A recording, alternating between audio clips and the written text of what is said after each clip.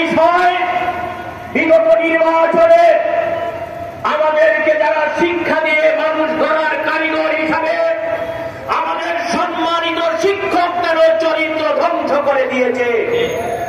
বিগত 18 নির্বাচনে আমরা কি দেখেছি? বিভিন্ন কেন্দ্রগুলি দেখেছি বেলা 12টায় তারা ভোট গণনা শুরু করে দিয়েছেন, রেজাল্ট শীট তৈরি করেছেন। এই রেজাল্ট শীট তারা 12টায় তৈরি নির্বাচন বাংলাদেশে হতে দেওয়া হবে না। আমরা স্পষ্টভাবে বলছি, আমাদের ধারাবাহিক কার্যক্রম চলছে। ইদানিং আমরা লক্ষ্য করছি বাংলাদেশের একটি রাজনৈতিক দল আমাদের বিভিন্ন সভা সমাবেশে তারা বাধা হয়ে দাঁড়াচ্ছে।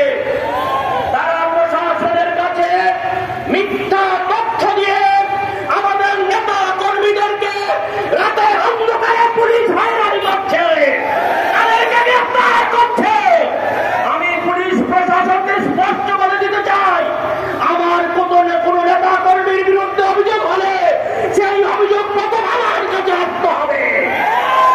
আপনার কোন রাজনৈতিক দল অভিযোগের প্রেক্ষিতে আমার একটি নেতা অ্যারেস্ট করা যাবে না। আমার নেতাদের ভুল ত্রুটি আমরা সংশোধন করব।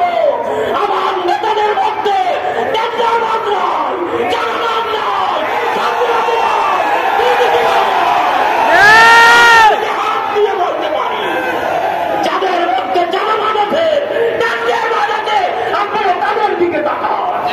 তাই আমরা এই বৈষম্য মেনে নিব না। আমাদেরকে অনেকে বলে ভাইয়ের কাছে বলে, আমরা কোনো ভাই মানি না।